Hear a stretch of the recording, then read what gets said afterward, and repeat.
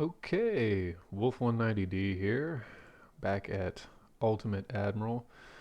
The campaign has been progressing rather nicely. There was a major global conflict, uh, mostly between, let me see here, myself, Britain, or with myself, Britain, was the United States, Russia, Austria, and China against, at one point it was France, Italy, Japan and Spain. So it was a major global conflict.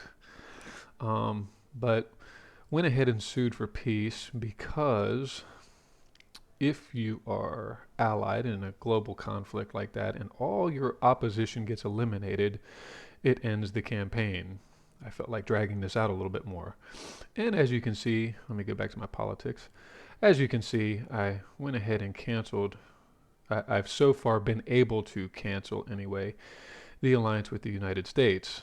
Um, why? Maybe I'm a glutton for punishment, but their tech level is very advanced, and as you can see, they have a rather extensive fleet. So some things to do during peacetime, and this is a really good idea actually, is check your finances, where your finances at. Okay, I'm a little in the negative, but I do have a $6 billion reserve of money. And since my transport capacity is once again growing, I'm on the way back up. I've fluctuated my crew training from 50% down to 25%. So there is that. And as always, I'm sticking with the 2 year build on the shipyard size. The reason for that, and I've experimented with this, I used to do 6 month builds because I thought, well, okay, but actually, the builds every month it increases your total shipbuilding capacity. And if you do some number crunching, you'll find out that you get more tonnage per month if you just go ahead and max that out. So, is it worth losing a little bit of money over at times? Yeah, keep in mind it also depends on your cushion that you have. So $6 billion reserve is probably plenty. And if you check your ship costs, 31 million to build a ship that takes 19 months to build, you're probably going to have a really hard time spending all of that, especially given my shipbuilding capacity or your shipbuilding capacity. So, yeah, economics are something to consider. Is it worth losing a little bit of money at times? Absolutely. Another good thing to do is research. Research, research, research. And since it's 1905, and I'm at peace right now, I've decided to go ahead and focus for a little while on the submarine experiments. So, things to do on refits. And let me see here. Yeah, let's go ahead and take a look at the Tirpitz, which is my first 4 main gun ship. And tech level also is important. So as you could see, previous designs had been triple twins, and they work. I believe I've shown them in previous battles. They work pretty well. They have since been updated as well, but because it's the only one I still have a base design on is the Tirpitz, I'm going to go to the original. All right, and this is sort of going to be a basic rundown of how to refit and why to refit. So at its current or at its basic build, okay, I have 4 twin turrets, 12-inch guns, 4 twin 12s, 45s, and I've had to, in order to get my engine efficiency up, I put 2 funnels with induced boilers. multiple steam expansion 2 engine, which at the time was the best engine I had access to. And the cost, 28, just over 28 million a piece. Fairly good design. I have not had a chance to actually test these in combat yet because I didn't start building these until towards the end of the previous war. But all the goodies. TNT bursting charge, which actually is quite an upgrade from the let me see here, gunpowder, gun cotton. Sorry, but all the goodies. Fairly well protected ship, and then of course the gun lengths.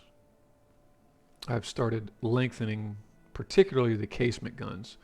But I did add a little extra to my 6-inch twin turrets to bring them up to L45s. And I believe that L45 might be a German designation I'm borrowing off of probably tanks, actually. I think it has something to do with the barrel length in proportion to the diameter of the bore.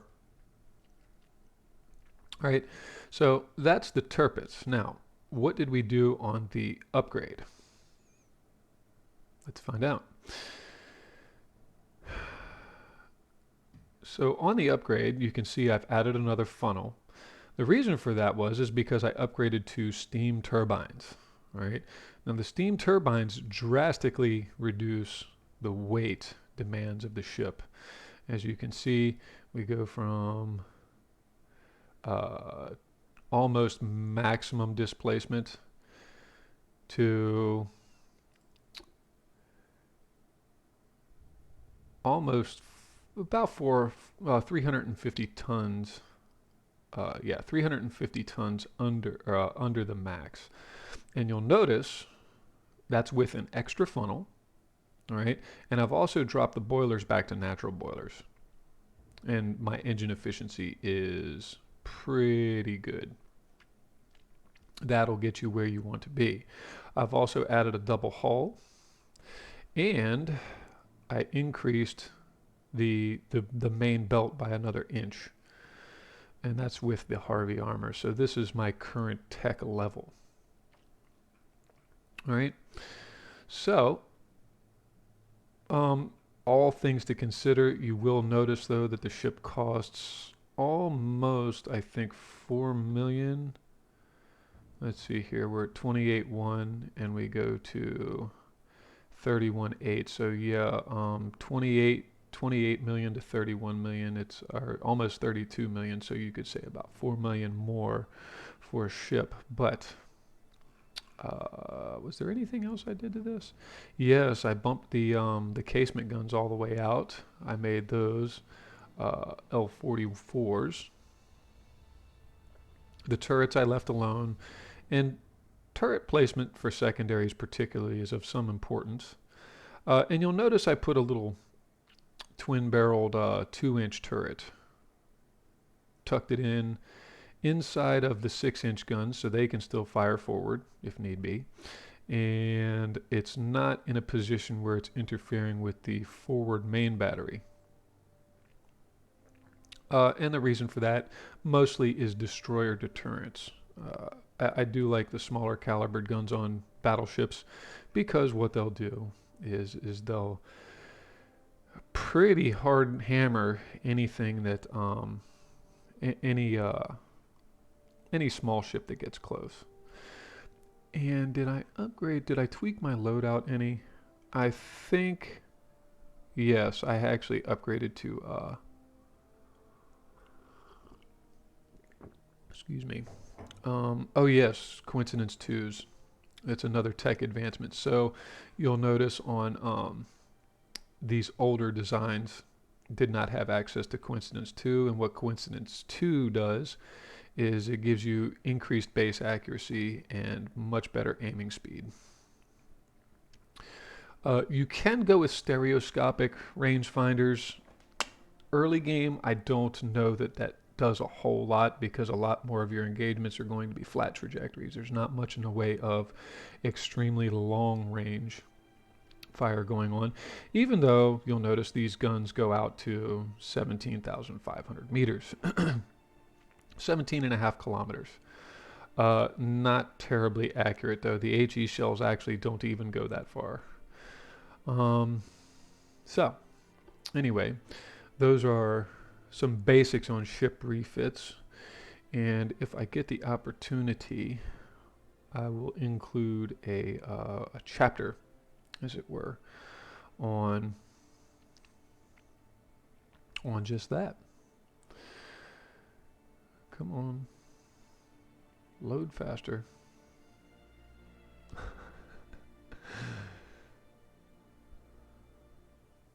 Okay, so other things I've been doing is running through my fleet, and I sort of have, and it's part of why my expenses are where they are, is I sort of have a lot of ships.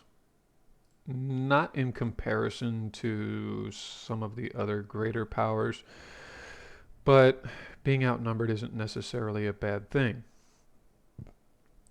As long as you build your ships well, you can, and in a previous video I put up an example of being outnumbered and outgunned and still coming out on top. I shouldn't have quit recording that as early as I did. I thought it was starting to run a little long, but hey, it's an interesting video diary of sorts. Yeah. 46 battleships that the U.S. has versus my active 10. I'm building 4 of the Tirpitz right now, and they're coming along. They'll be here, 7 to 10 months. Tag on 2 months for commissioning, and another, I think, month was the upgrade time on that. Why do I have 2 of those? Oh, that's why I have 2 of those, because I went ahead and saved it. Whoops. Didn't need to save it, I just needed to exit. So I'll delete the older thing, I think, and that's another thing to consider is when to redesign ships. Do you want to spend a lot of time on it, or do you just want to get several researches done and then upgrade as you go? Or upgrade several things at once. Now that can do a couple of things. Sometimes it'll add time to the refit. You're doing really good if you can refit a ship in a month. But I've had refits even on destroyers take up to 5 or 6 months, which is almost the build time in and of itself for a destroyer. So 1,050 ton destroyers coming up soon.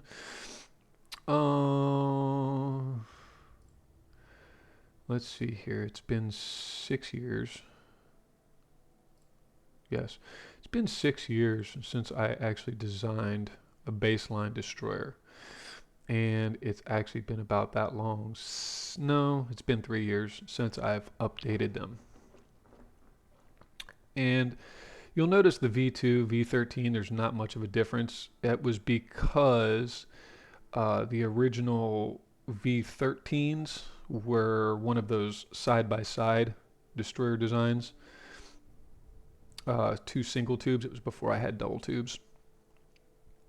And so the upgrade was one of those 5-month refits for a destroyer.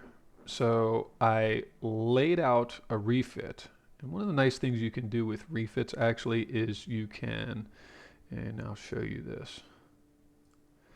You can actually take, so if a refit, if you like a refit, but it takes ridiculously long to do, you can copy the design. It'll lay out a new design, and then basically what you're doing is you're saying, okay, I'll refit all the baselines and then I'll upgrade. One major difference though between the 22 and the 13 refits that I did is that the V13s I stuck with 17-inch torpedoes, and I did not lengthen the 4-inch guns.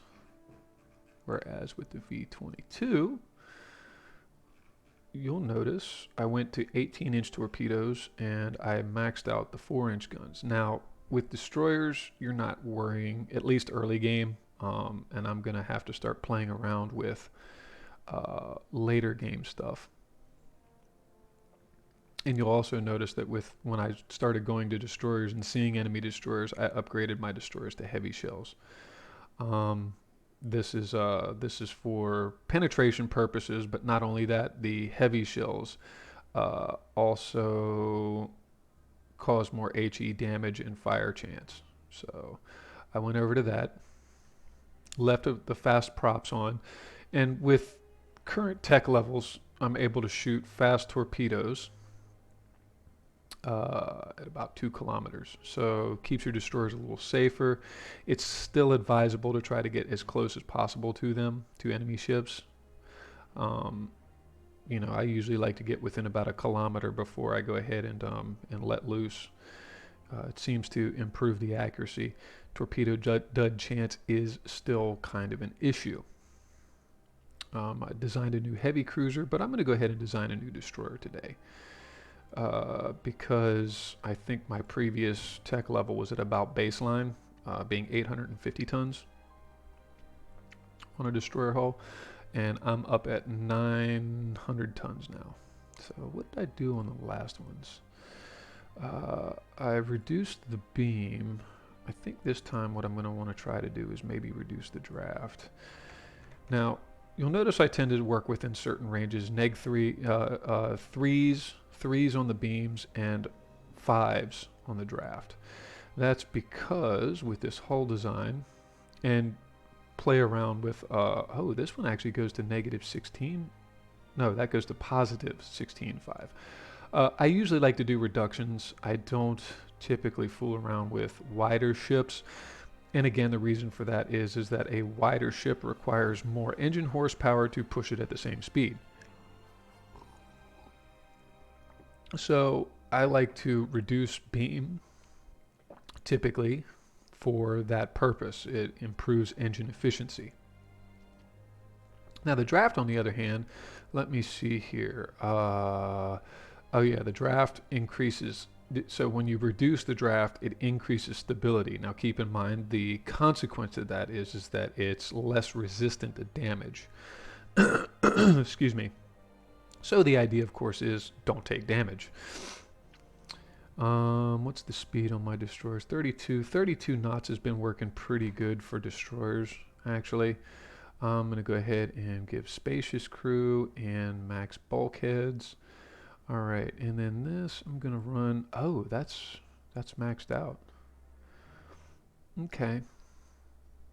So maybe I just go with a flat 0-0 on this. We'll give that a try. It'll get me out to 900 tons. I can always tweak it later.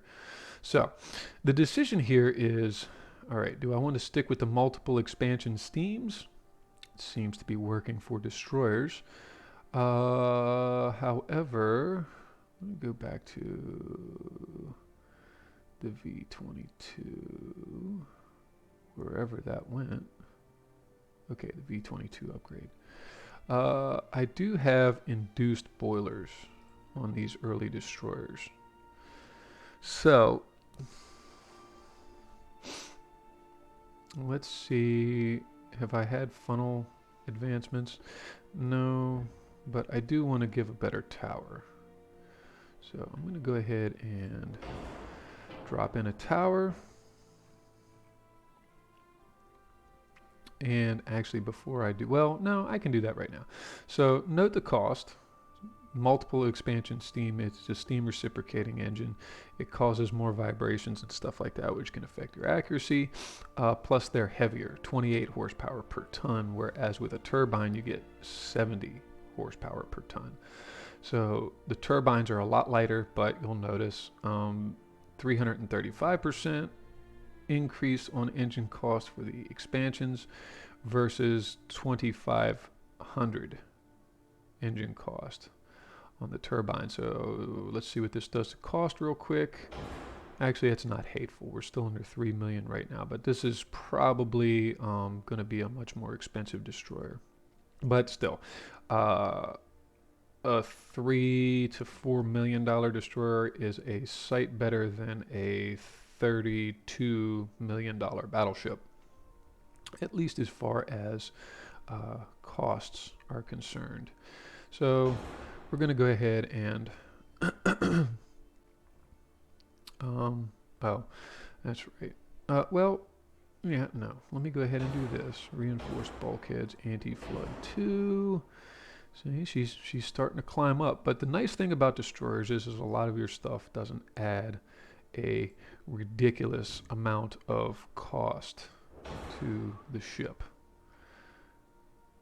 And actually, with 2 of these, we're at 99.1% efficiency, which is pretty good. Yeah, we'll run with that. Now, I need to see what's going on because I've had some tower tech advances and it doesn't seem to be doing what I want it to do. So we'll tuck that in right there. And I think this is the maximum. This is like a maximum instance on these hulls. Should I do a bar bet on this one?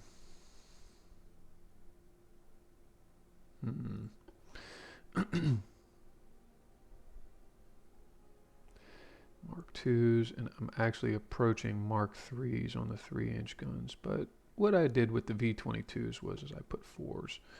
Actually, it was all of those previous destroyers I had been mounting 4s. Now, I'm probably going to start weaning myself off of the 2-inch guns because I had put a stack of 2s side-by-side 2-inch guns here for rate of fire purposes, but enemies are starting to get off of the torpedo boats and moving more into other ships. I'm going to go with 18-inch fast props. That bumps our deck tube range, or drops rather. You'll notice the fast torpedo propellers reduce your range, which it's expected. Shell damage. All right, now with destroyers, since I sling a lot of HE with them, I tend to stay with stuff that bumps HE performance. Yeah, you have increased chances to flash fires and explosions and all that stuff. However, the aft weight offset. So let me see here. And I'm going to toy around with armoring actually as we go. So I think I'm going to go ahead and stick another 2-inch gun on the back of this because I still like to have that up close rate of fire. All right. Destroyers, as you get into it, you can start putting minesweepers on it. I highly recommend it. Mines, I don't fool around with mines too much on my destroyers. This is just my personal preference. I prefer to leave the space for other things. I'm going to go with coincidence 2. Advanced hydraulic turrets. Max HE on the main shells for these guys, but enhanced reloading. We want them to be spitting out as many rounds as possible. And you'll note we have a really bad roll. And with destroyers, it's almost unavoidable to have pitch and roll that doesn't work out to your favor. There's not really much you can do about it. Natural boilers with steam turbines. Oh, hydraulic steering. Yeah, sometimes I forget things. It happens. And we're going to start, like I said, going with heavy shell size. Again, it really just further improves overall shell damage, but particularly HE shells. And you'll notice that the HE shells on this are doing almost 117 per hit. which against unarmored ships is absolutely devastating. Ballistite, I don't really like to use. It just further compounds the fire and explosion problems. And again, this is just my current tech level, so use this for your own purposes. Standard ammo on the torpedoes, so that gives you 2 volleys with these torpedo tubes. And actually, there's something I wanted to try with this particularly. I'm going to see if I can't.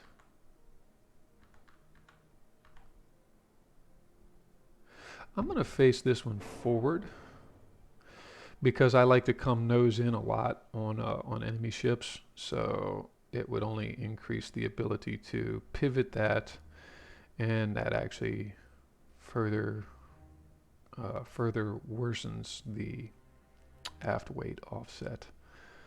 So what can I do about that? Don't know. Don't know. Anyway, armor on destroyers, they don't get much. So generally, you can put up what they call as a brick on the belts, max it out. The deck you don't have to worry about too much. The conning tower, max it, and the superstructure, I'll go ahead and max it. And this is actually helping to stabilize the ship a little bit more. But we still have that aft weight offset. So the main deck, and I mean, you're not going to be able to put enough armor to protect plunging hits on destroyers, so I don't even bother with the deck. Besides, the idea is to get up close and personal with them. So what I'm going to do is I'm going to go ahead and increase the forward deck until we get about where we want it. Now, there again, close range, you're not trying to do plunging fire with destroyers, you're trying to get up close and hurt things. And there again, mostly what you're trying to do with these guys are start fires. So, do I want to fiddle? Let me see here. 2 inches of armor penetration at 2500, and if we're looking at the same armor tech level, armor quality is 50%. Why? Oh, that's because these guys don't get a citadel, unlike some of the other ships. So, let me see here. I need a calculator real quick. I got 2 times, or not times, 2 divided by 1.5. That's going to get through 1.3 inches of armor. So that's almost a threat to any potential enemy destroyer. If I bump him out to standard, that's 3.6. That's a lot better, isn't it? Yeah, that's 2.4. That's actually starting to almost hurt light cruisers. Some of the more lightly armed light cruisers, it'll hurt them. Leave these guys on max HE because for the most part, you're going to want to start fires more so than try to punch holes. And that's where the heavy shell size comes in. So if you look at the damage statistics, we've gone down to 46.5 on the HE shell. So the semi AP do more damage, 77.9. They do more damage, but they don't penetrate as well. So they really only work against very, very light targets. Though 2.4 actually is going to be pretty much overpin on enemy destroyers. So I'm going to leave these guys on semi-AP. Excuse me. If nothing else, burn them down. So destroyers like this are going to be a little bit harder to hurt. Uh, but I do like those semi APs on on ships that are intended for anti-lighter ship purposes. So the same theory would apply if you want to build a battleship that's designed to engage nothing but smaller ships, like a convoy raider. You might consider those semi AP shells because, again, they do a lot more damage. So let's see here. Do I have everything on here?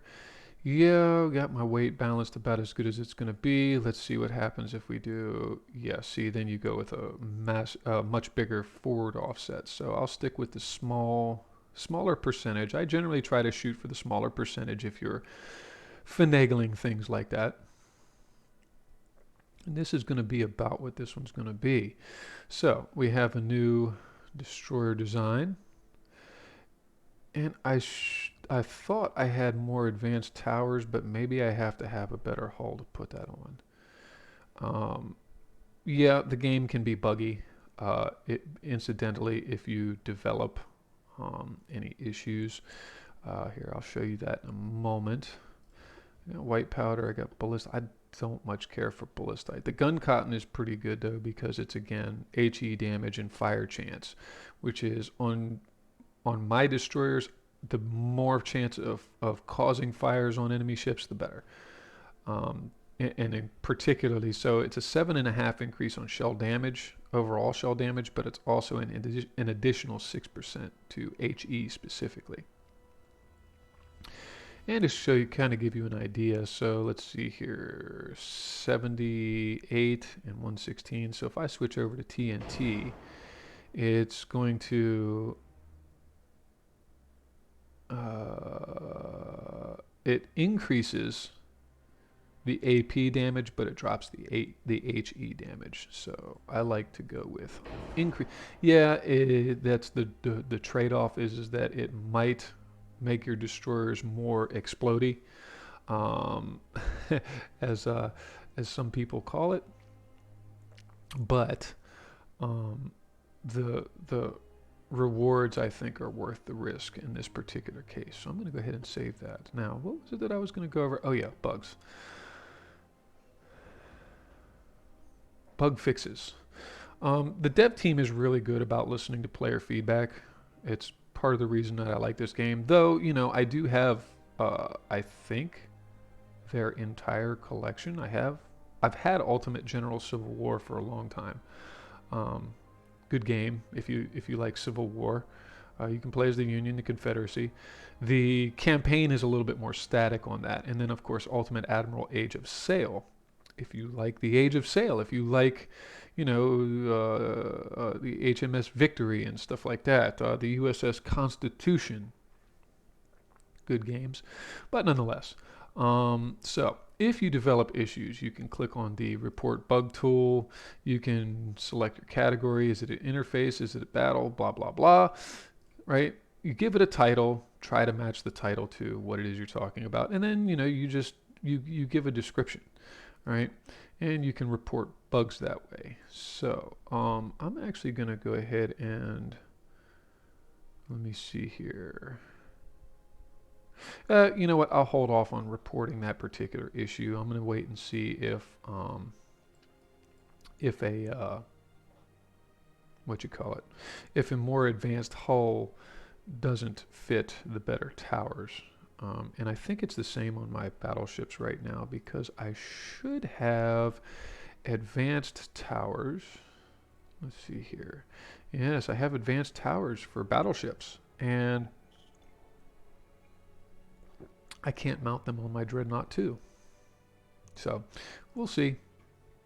If the problem persists, I'll drop a bug report and let the dev team know. And like I said, they're really good on this game about getting to a lot of these problems. Like I know I dropped 2 reports about what was it about? Um, Well, I forget what the issue exactly was, but it was like the next day they released a patch update that fixed that specific issue. It might have been, I don't know, it'll come to me. So, anyway, we're in February 1905, by the way, so I know the last one I put up was in 1902, so we're 3 years later. The global conflict is over, and mostly what I'm doing here with a lot of these ships, especially ships that you see as being mothballed, I'm taking those, I'm mothballing them because they're ancient designs, maybe poor designs, and I'm just taking those and mothballing them. And it's a nice feature I think they added recently that your minor allied nations will buy up ships. So if you look at Korea here, they've got, how many battleships does Korea have now? 1, 2, 3. They have 3 battleships at least. And I think they're all my second-hand battleships that they've purchased off of me. Denmark has 6 battleships. Good grief. Denmark has been buying up battleships off of me, and so is Scotland, as a matter of fact. You know, Scotland's got 10 battleships. What are they? This is kind of one of the perhaps ridiculous things is that a minor nation that really, how is Scotland by itself going to support 10 battleships? Though, in all fairness, they were old designs. I think the cost might have been, after refits and everything, been pushed up to 11 or 12 million per ship. Okay. But, the upkeep costs on those weren't an easy. That's why I started mothballing and getting rid of them, is because my monthly balance was starting to suffer by about, I don't know, 40 million, a penalty of 40 million per turn when I wasn't at war. And incidentally, speaking of which, you'll notice that when you go to war, your economy kicks it into high gear. But I've resolved my monthly balance issue. I'm at plus 5 million a turn now instead of negative, almost negative 2. It was a lot worse actually. When the war ended, I think I was pushing negative 20. But managing your fleet actually helps. When your guys go on sea control, they become more expensive. And actually, I can show you an example of that. Here I have some Admiral Hippers that are at sea. They're on sea control. Their maximum, it looks like, is about 510,000 per turn to upkeep, whereas the ones in port in being are closer to 350,000. And actually, let me go ahead and put him on in being too, right? So much cheaper to have your ships in port in being. Now, this affects mothballed ships too. All right. So with this, the Emden here in Davao, if I'm pronouncing that incorrectly, please let me know. If I put him on sea control, even at mothballed, see, it jumps up to 64, almost 64,500 per turn. And this is mothballed. He doesn't have any crew. It's just basically minimal upkeep on the ship. Drop it in being, goes to 53.7. And what I've started doing actually is, since they're mothballed, I'm not doing anything with them. Drop them down to limited. There's no crew to upkeep on it anyway, so you're just basically doing essential maintenance on a ship. All right. So part of the economics is paying close attention to where is your money going. And you can always bring up the finance tab and look at that. Incidentally, do I have enough shipbuilding capacity to do another refit on, let me see here, maybe 19,000. It's going to put it at 1828. No, I don't. All right, so anyway, next turn. And don't get intimidated by the maintenance things. I mean, a lot of this is sort of intuitive. Oh, my tech level just went from advanced to very advanced. Oh, I like that. I like that. Maybe I should just cancel all of my alliances and pull a Germany. Oh, wait. I am Germany. And this is one of the. So this save actually is off of a previous version. This is one of the most recent updates that I'm currently on with 127R. Is that alliances are supposed to be easier to cancel in peacetime. However, it is a roll of the dice because you're just basically the supreme commander of the Navy. You talk to the government, and the government either listens to you or they don't. Oh, so see, here you go, right here. Buy a used ship. So that mothballed ship, the Emden, Korea wants to buy it at little more than, or a little less than half price.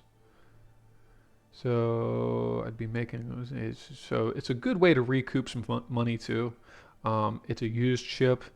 She's been well loved, Korea. She's been well loved. She's seen a lot of action, I do believe. Yeah, the Emden. The Emden saw some action during the last global conflict.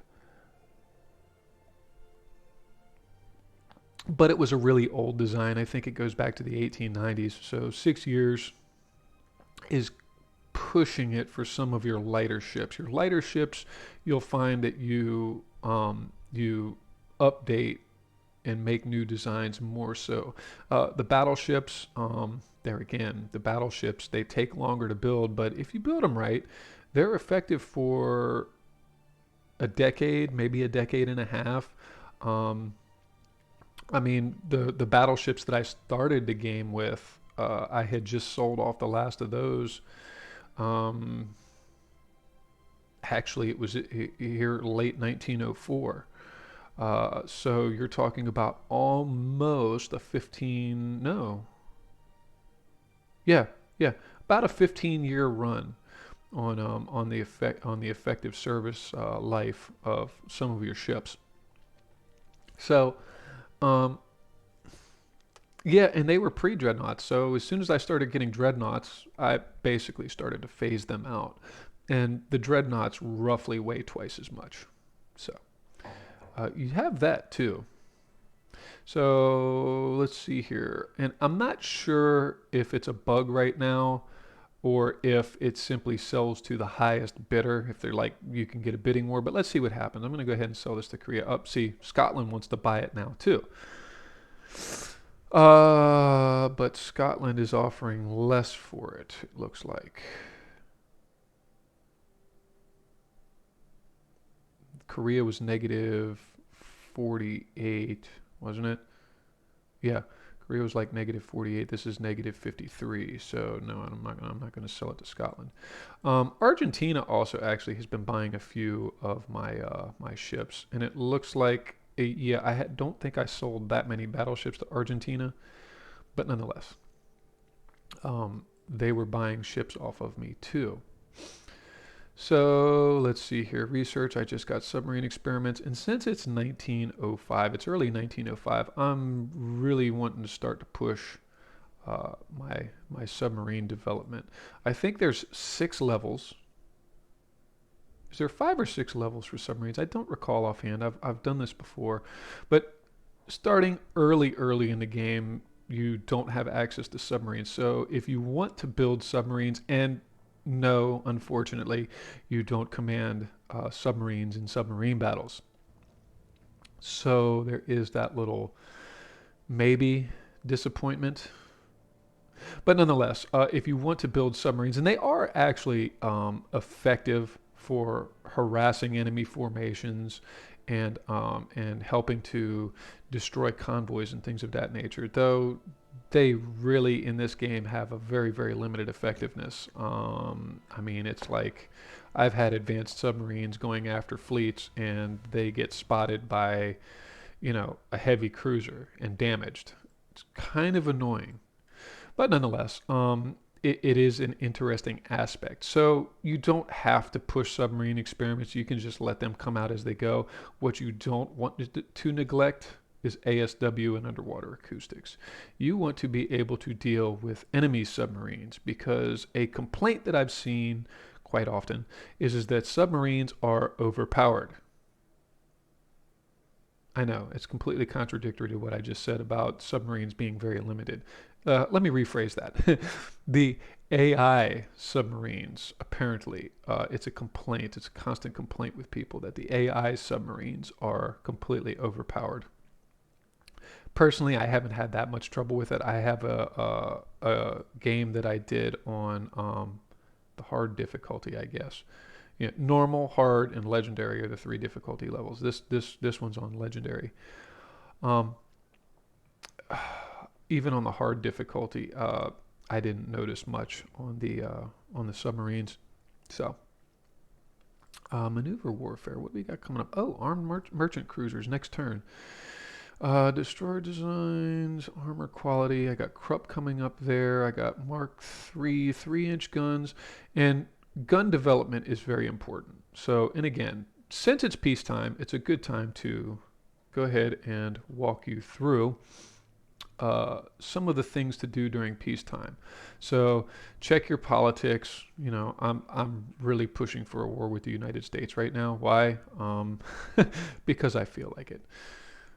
I feel like tackling the best and seeing how my Navy stacks up to another very advanced Navy. Actually, I'm a little bit behind the United States, if anything, because I just got to very advanced, whereas the United States has been at very advanced for a while.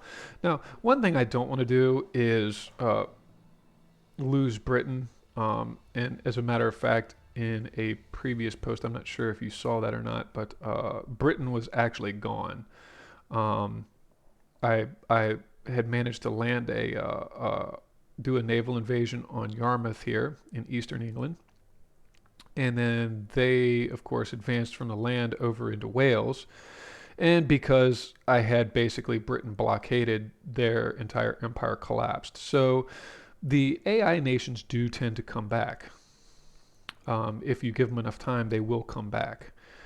So what I'm trying to do now, just because peacetime can be very boring. Actually, it's really not. Like I said, there's a lot to do during peacetime. There's uh, ships to manage. There's old ships to find a port to send them to and mothball them so that they're kind of out of the way. Ship upgrades and research. I mean, peacetime will keep you busy, but the main reason I think we're in this game is to see ships blowing each other up. So, uh, I'm going to go ahead and leave this at this. And yeah, I'm going to leave this at this. And I'm going to go ahead and, yeah. Oh my God. I'm being very repetitive this morning, aren't I? Um, I'm going to leave this at this. And I'll put up another recording when some action happens. Thanks for stopping by.